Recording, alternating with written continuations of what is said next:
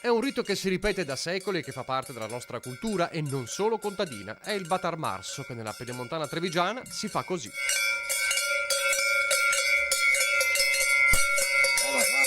Un vero e proprio rito che inizia con il levar del sole utilizzando i campanacci che solitamente sono al collo degli animali in stalla.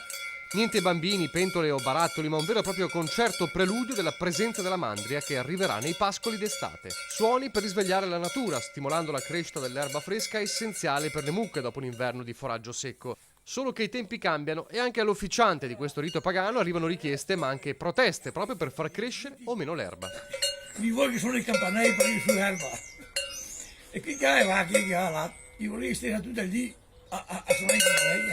In un'epoca fatta di conferme digitali, l'uomo che canta con i campanelli al primo sorgere del sole di primavera segna il nostro continuo bisogno di una fede che ci porti al di là di un quotidiano fatto troppe volte di crudeli realtà verso il sogno di una vita forse più semplice ma sicuramente più in sintonia con il nostro universo. E dai, non più patate. Sì.